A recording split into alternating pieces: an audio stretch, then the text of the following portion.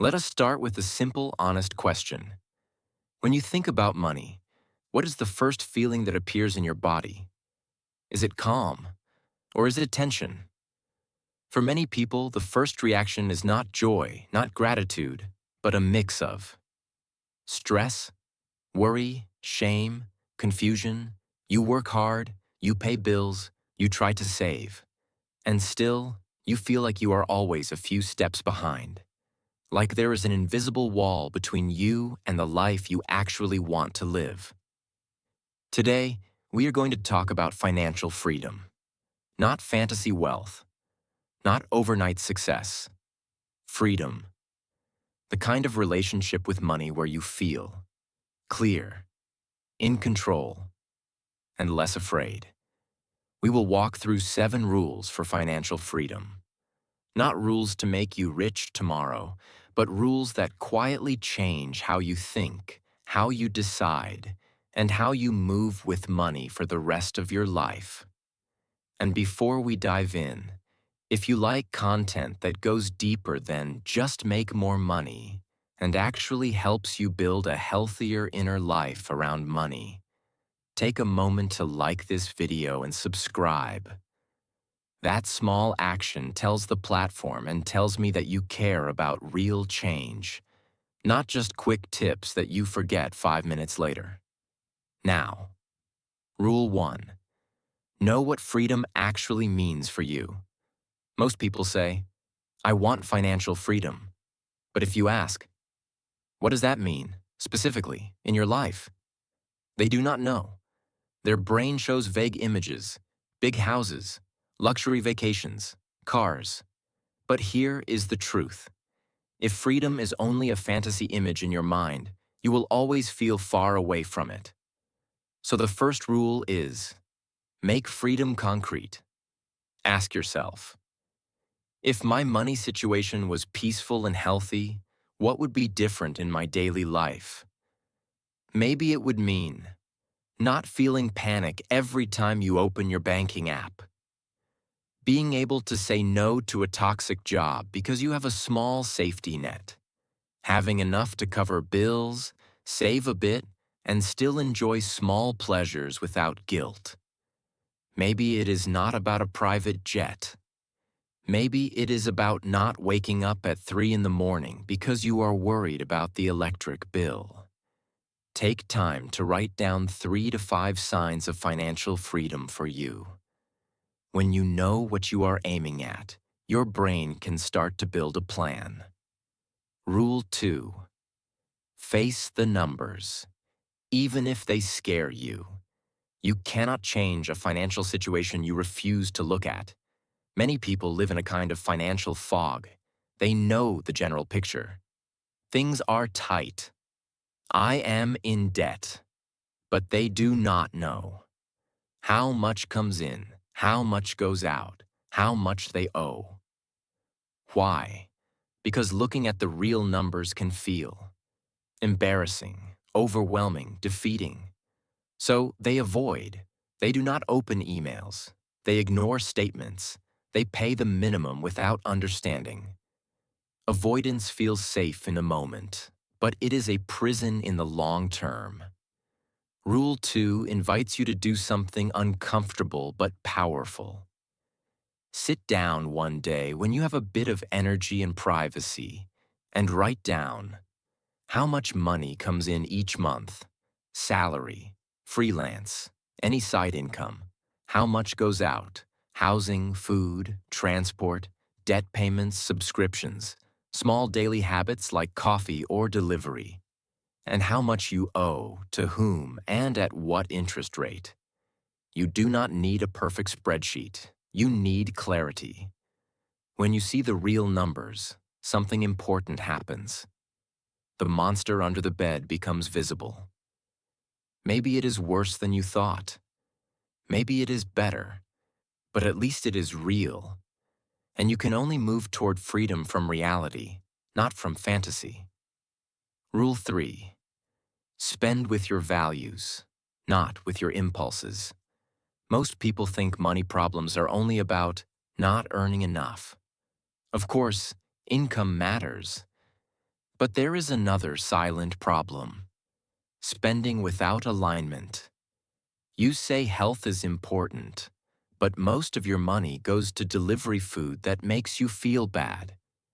You say learning is important, but you spend more on random shopping than on books, courses, or skills.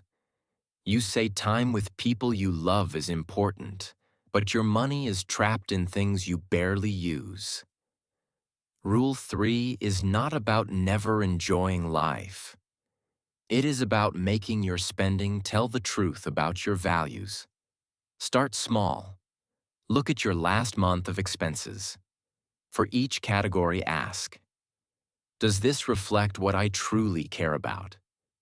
If not, where can you reduce a little so you can redirect toward what matters?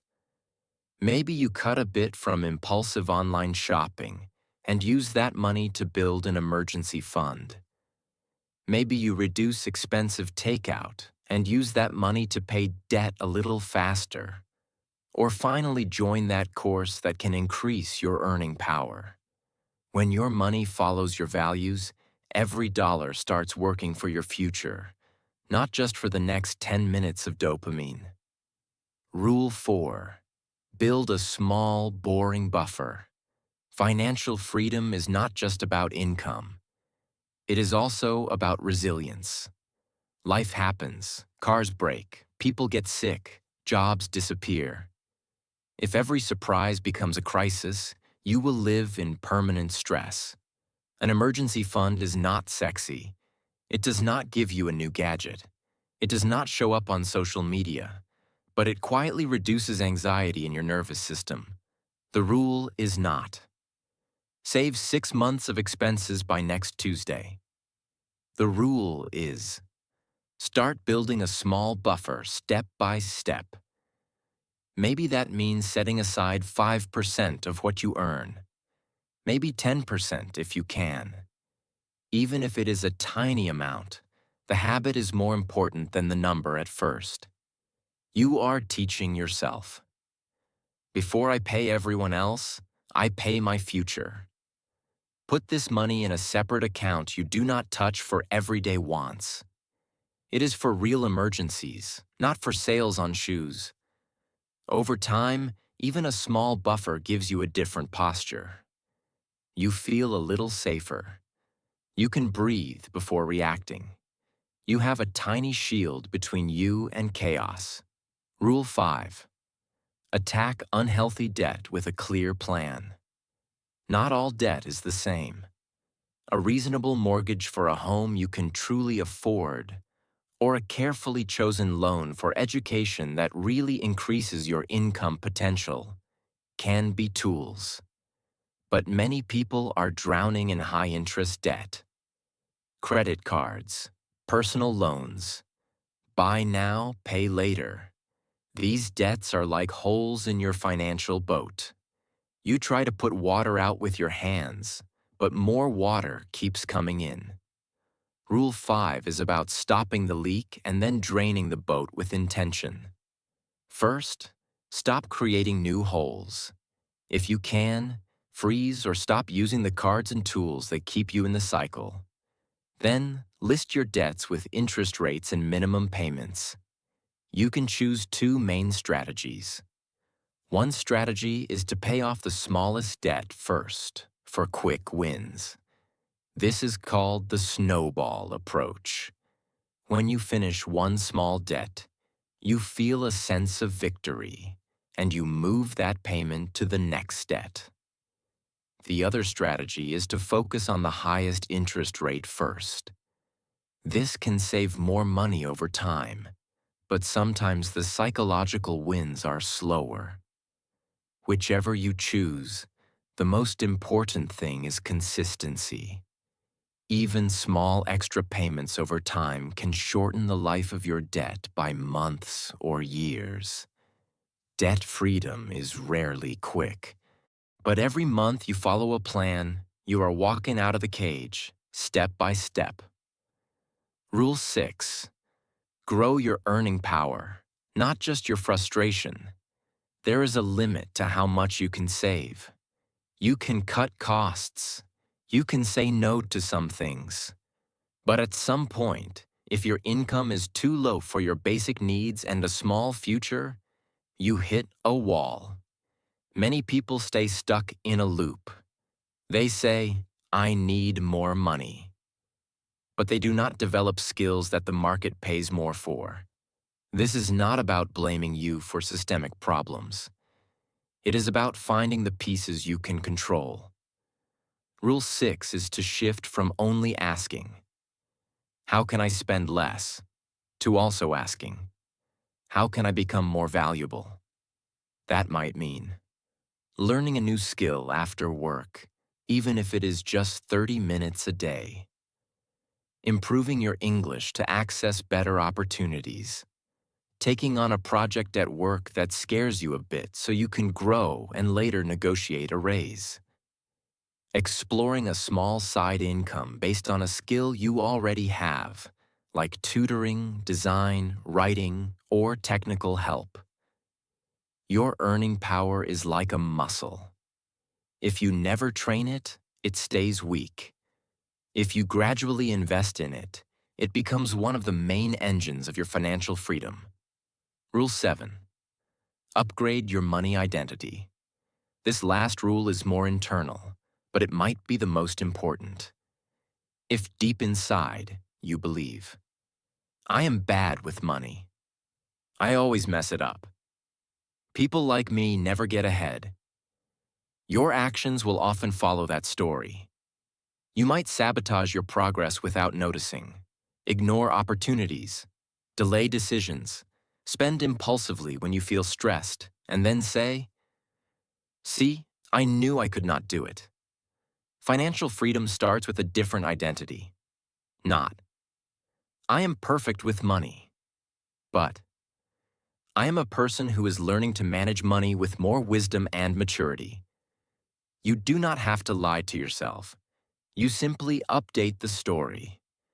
When you make a small positive move, like tracking your expenses for 1 week, you tell yourself, "This is what a person who takes money seriously does." When you say no to a purchase that you know is only emotional, you say, "I am protecting my future self." Over time, these micro choices build a new identity. Someone who is not afraid of numbers. Someone who is willing to learn and adjust. Someone who believes they are worthy of stability and peace. As we move toward the end, let us bring the 7 rules into a simple image. Rule 1. Define what financial freedom actually looks like in your daily life. Rule 2.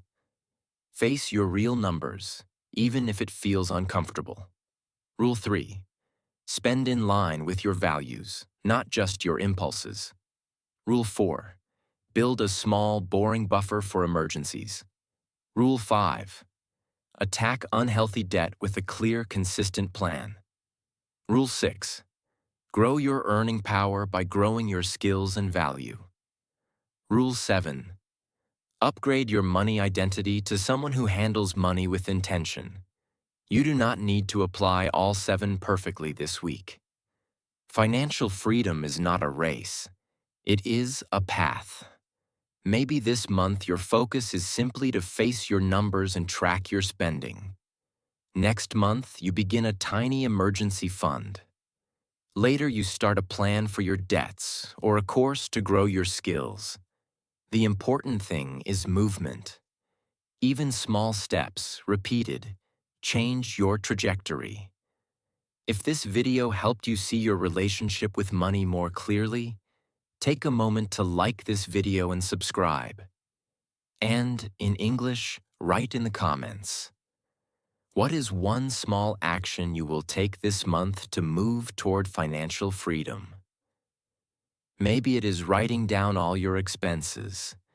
Maybe it is canceling one subscription you do not use. Maybe it is starting a tiny emergency fund with whatever you can. Whatever it is, name it. Because freedom does not arrive as a miracle.